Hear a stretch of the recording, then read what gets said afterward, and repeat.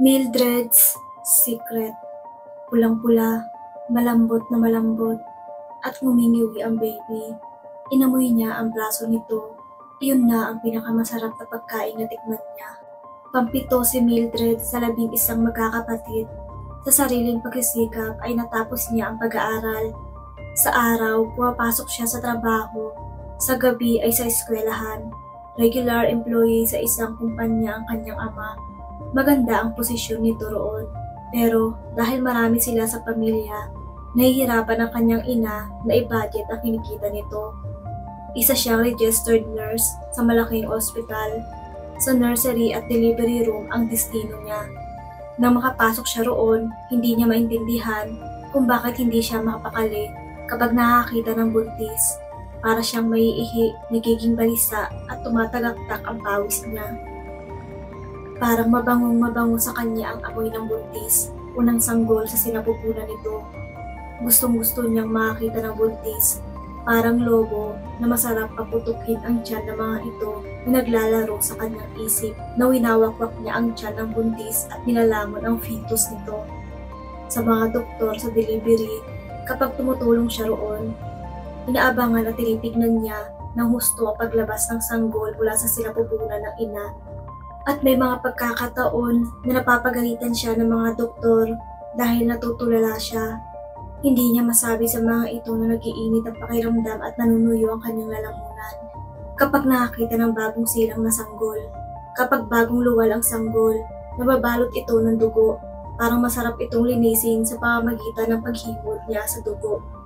Kapag ini-inspect ni Mildred ang mga sanggol sa nursery, may mga pagkakataon na ang tingin niya sa mga ito ay masarap na putahe. Pinipisil-pisil niya ang malambot na hita ng sanggol at inaamoy kapag walang ibang tao sa nursery. Kung hindi magkakaroon ng malaking iskandalo, baka sinagpang na niya ang mga sanggol.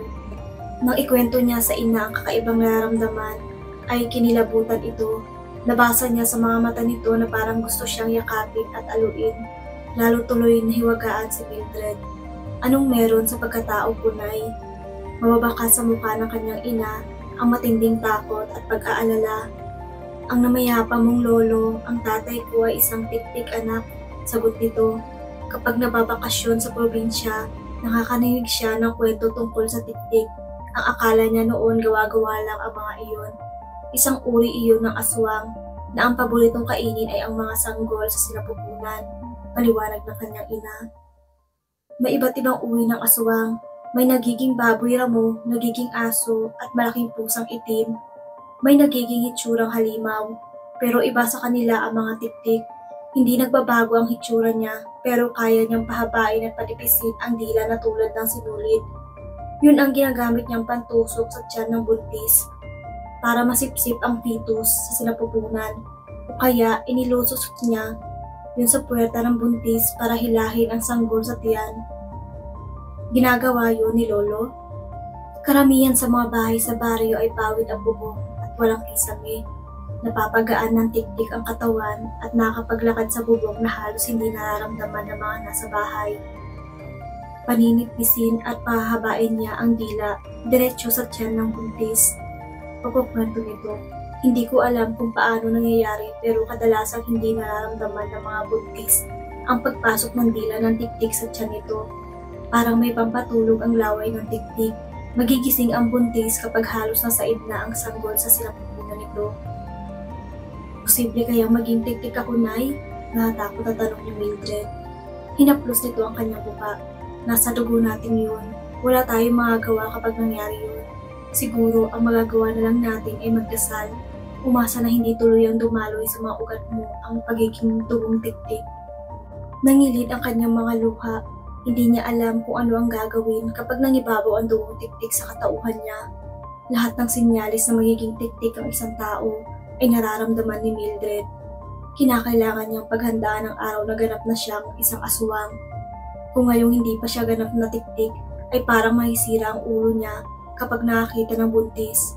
Paano pa kaya kapag kaya na niyang pahabain at panipisin na tulad ng sinulid ng kanyang dila? Siguradong mahihirapan siya. Hindi niya pwedeng gayahin ang lolo niyang tumutungtong sa mga bubong ng bahay para mabiktima. Hindi na pwede iyon sa panahon ngayon. Isa siyang nurse at marami na siyang natutuhan tungkol sa pagpapaanak at kung paano mailaglag ang sanggol sa sinapupunan ng ina. Nagtayo si Mildred ng isang abortion clinic. Natural, sikreto iyon dahil illegal. Kailangan niyang sumugal. Sa naisip na paraan, malayo mabisto ng mga tao ang pagiging tiktik niya. Kumausap siya ng mga kontak niya sa Quiapo na maghahatid sa kanya ng mga kliyente. Iniwan niya ang propesyon at pinagtuunan ng pansin ang abortion clinic. Parang hinihintay lang niya na magkaroon ng kliyente magpapalaglag ng sanggol para lumitaw ng todo ang pagiging tiktik niya. Ang unang kliyente niya ay isang babae na nasa 46 ang edad. Ayon sa kwento ng ginang, ayaw nito madagdagan pa ang 4 na anak. Hindi raw nito alam kung saan kukuha ng ipapangkain at ipapaaral sa isisilang na sanggol. Maglilimang buwan na ang sanggol sa sinapupunan nito. Binigyan ni Mildred ng pampakalma at pampatulog ang babae. Ni kaunti wala siyang mababakas na panghihinayang o pagsisisi dito. Parang pinatigas na ng kahirapan ang puso nito. Na makatulog ang ginang, inayos niya ang pagkakabuka ng mga hita nito habang pinagmamastan ang maumbok na puson at ari nito. Tumagaktak ang pawis niya kahit naka-air condition ang kwarto. Nagpapabilis ng pintig ng kanyang puso ang ideyang masarap na pagkain ng sanggol sa sinapupunan. Namalaya na lang ni Mildred na parang nagkakaroon ng sariling isip ang kanyang dila. Humaba at tumipis iyon na tulad ng sinulid. Nagulat siya ng bahagya pero hindi na siya nagtaka. Alam niyang darating ang sandali magiging ganap na tiktik na siya. Dumaan ang malasinulid ng dila sa genitalya ng babae hanggang makarating sa matres na kinalalagyan ng sanggol. Natagpuan ng dila niya ang umbilical cord ng bata at hinila iyon para maputol. Kasunod niyon, pinuluputan ng kanyang dila ang katawan ng bata at hinila palabas ng katawan ng babae. Nag-insert siya ng kaunting puwersa para mailabas ang fetus. Nang sa pilitang mailuwal, sinalo niya ito ng kanyang mga kamay. Pulang-pula, malambot na malambot, mainit at kumikislot-kislot ang fetus, na ang laki ay sobra lang kaunti sa palat niya. Nababalot ito ng dugo. Hindi na niya pinatagal pa ang mga kamay niya, ang fetus. Hinasap niya ang braso nito. Umulandit ang dugo at katas ng laman nito dahil hindi pa ganap na nabubuo ang sanggol. Parang munay na bagong luto at palambot ang laman nito. Kakaiba ang linamnam para kay Mildred. Iyon ang pinakamasarap na pagkain na tikman niya. Pati buto ng fetus ay kanyang ninuya. Para siya kumakain ng mani sa paglalagutukan ng maliit na bubog ng sanggol. Halos hindi siya makahakbang sa kabusugan at hindi mababayaran ang ngiti niya sa sobrang kasiyahan. Nang magising ang kliyente niya, wala na ang mabigat na problema nito sa sinapupunan. Nang umalis na ang klinika ang ginang, pagkatapos, mapasalamat ay hindi na ito nag-abala panghanapin ang sanggol na ipinalaglag. Bilang abortionist, iba-iba ang kwentong nasasagap ni Mildred tungkol sa mga sanggol na gusto ipalaglag ng buntis. Lagi niyang pinapatulog ang mga buntis na lumalapit sa kanya. Kinakain niya ang sanggol na nakuha mula sa sinapupunan.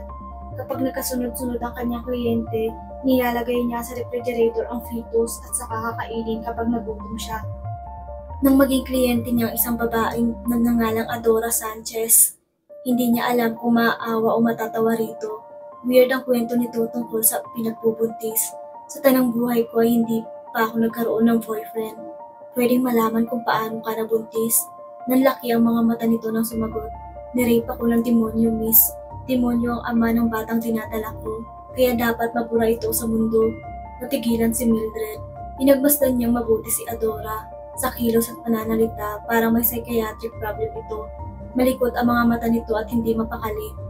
Pero hindi importante sa kanya kung may problema man sa pag-iisip ng kliyente niya. Ang nananaig sa kanya ay ang maramdaman, ang gutom. Kailangan niyang humamon ng sanggol. Sinakyan niya ang takbo ng utak ni Adora. Anong hitsura ng demonyo ang tanong niya? Matangkad, disente, mabango, clean cut, gwapo. Pagdidetalye nito, dinala niya ako, miss. Akala ko isang mabuting tao siya. Ni hindi nga siya tao. Ganun naman ang mga demonyo. Mandaraya at sinungaling. Alam mo ba kung paano ko na-discover ang demonyo siya? Napangiti si Mildred. Paano? Tanong niya. Napansin ko ang anino niya. May buntot at 2 sungay siya. Bukod pa roon, nagagawa niyang magtago sa pader. Para siyang multo. Nakakakilabot at nakakasira ng ulo. Ayoko nga nang isipin pa ang lalaki yun. Baka kung mapaano pa ako. Baka madala ako sa mental hospital. Katulad ng nakasanayang proseso, pinainom ni Mildred ang pampatulog ang babae. Kahit magpipitong buwan na ang tiyan ni Adora, hindi halata ang pagbubuntis nito. Nang humaba at maging malasinulit ang kanyang dila, ipinasok niya iyon sa puwerto ni Adora. Napansin niya ang paggalaw ng tiyan nito. Minsan ay parang gustong umahon ng sanggol mula sa tiyan at minsan ay parang gustong magtago. Parang may alam ang sanggol ang sa mangyayari dito at tumututol ito. Parang may isip ito. Naramdaman niyang kumapit ang sanggol sa malasinulit niyang dila. Hinatak niya ito ng kanyang dila. Anak ba talaga ng demonyo ang sanggol kaya parang may isip kahit fetus pa lang ito? Nahilahin niya ang dila. Mabigat iyon. Pinipigilan iyon ng sanggol sa sinapupunan. Nagsimulang kabahan si Mildred. Kung totoong anak ng demonyo ang sanggol, ano ang hitsura nito? Ano ang kayang gawin nito laban sa kanya? Nang sa wakas ay mailabas niya ang dila mula sa sinapupunan na babae, hindi niya napigilang sumigaw sa paghihilakbot. Nakapit sa malasinulit na dila ang kanyang fetus. Kahit kulang pa sa buwan ng sanggol, buwat kompleto na ang figura nito. Babae ito at nakatayo na. Pulang-pula ito dahil nawupula-pula ng dugo ang buong katawan. Nalilisik ang mga mata ng sanggol na parang isang mabingit-bangis na hayop. Nangumisi ito, lumitaw ang maraming maliliit na pangil, nakakilabot ang pagbungis-ngis nito na parang manggagaling sa lalim na hukay. May dalawang maliit na sungoy ang sanggol at buntot na isang dangkal siguro ang haba. Hindi na siya nagdududa ngayon na anak nga ito ng demonyo. Isa siyang tiktik at may turing na alagad ng kadiliman. Pero hindi pa rin niya maiwasang mangilabot sa kaharap na isa pang kaalagad ng kadiliman. Lumundag ang sanggol at dumiretso sa liig niya. Sinagpang siya nito. Parang bagong hasa ang mga pangin nito na bumaon sa kanyang liig. Hinawakan niya ang fetus para itapon pero parang limtang nakakapit ito sa kanya. Sigaw siya ng sigaw habang nagpupumilit na labanan ang sanggol na kampon ng kadiliman. Nagkulay pula ang punting damit niya sa dami ng dugong umagos mula sa kanyang liig. Bumitaw ang anak ng demonyo sa kanya na bumagsak siya sa sahig. Napalingalinga ito na parang may hinihintay o inaabangan. Habang naghihingalo, nakita ni Mildred ang paglabas ng isang lalaki mula sa pader. Parang multo ito na tumagos sa simento. Makisig ito, matangkad, magandang lalaki at naka-Amerikana. Pero may kita sa anino ng lalaki kung ano talaga ito. May dalawang sungay ito at mahabang buntot. Isang demonyo ang lalaki. Naroon ito para kunin ang anak. Ngumiti ang lalaki na makita ang sanggol. Alam agad ng dalawa na mag-ama ang mga ito. Hindi may pagkakaila iyon dahil nakikita sa itsura ng sanggol ang pureba. Sabik na lumundag ang sanggol sa mga bisig ng ama.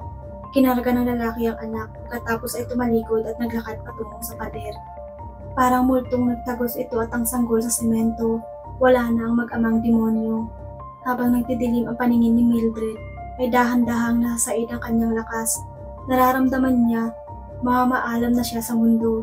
Binayaran niya ang mga krimeng ginawa sa madugo at malagim na paraan.